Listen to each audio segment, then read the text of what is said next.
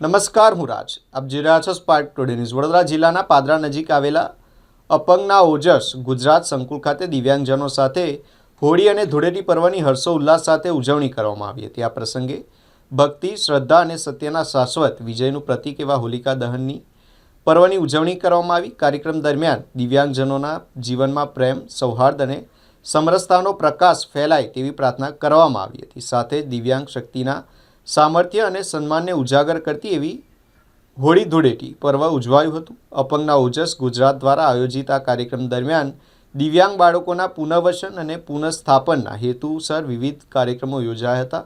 રંગોત્સવ સાથે ધાણી, ખજૂર, ખારીસિંગ, ચણા, કપડાં, પાણીની બોટલો, દફતર અને ટી શર્ટનું વિતરણ કરવામાં આવ્યું હતું. આ સાથે જ સાંસ્કૃતિક કાર્યક્રમ અને સન્માન સમારોહનું પણ આયોજન કરવામાં આવ્યું હતું, જેમાં દિવ્યાંગ સમાજના વિકાસમાં યોગદાન આપનાર દીકરીઓના કાર્યોને બિરદાવી તેમને સન્માનિત કરવામાં આવી હતી. આ પ્રસંગે અપંગના ઓજસ ગુજરાતના પ્રમુખ શૈલેષ સ્વામીએ જણાવ્યું હતું કે હોળી ધૂળેટી હૃદયની શુદ્ધિ અને પરસ્પર પ્રેમ વહેંચવાનો પર્વ છે. આ તહેવાર માનવ જીવનમાં રહેલી બુરાઈઓનો ત્યાગ કરીને સદ્ગુણોને અપનાવવાનો સંદેશ આપે છે. દિવ્યાંગજનોની સેવા જીવનને પવિત્ર બનાવે છે અને તેમની સેવા કરવી એ જ સાચું સમર્પણ છે. કાર્યક્રમ દરમિયાન દિવ્યાંગ બાળકો સાથે રંગોત્સવ ઉજવાયો હતો.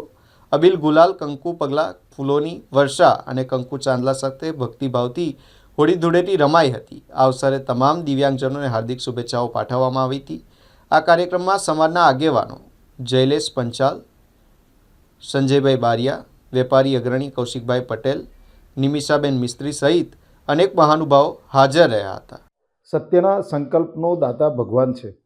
આ સંકલ્પ સાથે અપંગના ઓજસ સંકુલ ખાતે દિવ્યાંગ વ્યક્તિઓના જીવનમાં અનેરો ઉત્સાહ આવે અને તમામ ધાર્મિક તહેવારો પણમાં આ દિવ્યાંગ વ્યક્તિઓ સમાજ સાથે સંમિલિત થઈ અને સારી રીતે ઉજવણી થાય તેના ભાગરૂપે તમામ દિવ્યાંગતા ધરાવતી વ્યક્તિઓને, જેમાં મંદબુદ્ધિ, સેરેબ્રલ પાલ્સી તેમજ અનેક પ્રકારની દિવ્યાંગતા ધરાવતા દિવ્યાંગ વ્યક્તિઓ સાથે આજે હોળી પર્વની હાર્દિક શુભેચ્છા પાઠવીએ છીએ અને આ દિવ્યાંગ વ્યક્તિઓ સમાજમાં સારું સ્થાન પ્રાપ્ત કરે તે હેતુ માટે અને એમાં જીવનમાં પણ પુનઃસ્થાપન અને પુનઃવસન થાય તેવા ભાવ સાથે આ દિવ્યાંગ વ્યક્તિઓ સમાજમાં જે કંઈ તહેવારો થાય છે એ તહેવારોની ઉજવણી સામાન્ય માણસની જેમ કરી શકે તે હેતુ માટે તમામ દિવ્યાંગ વ્યક્તિઓ અને દિવ્યાંગ બાળકો સાથે આજે અમારી ટીમ દ્વારા આ દિવ્યાંગ બાળકોને ધૂળેટી પર્વની અનેરી ઉજવણી કરવામાં આવી.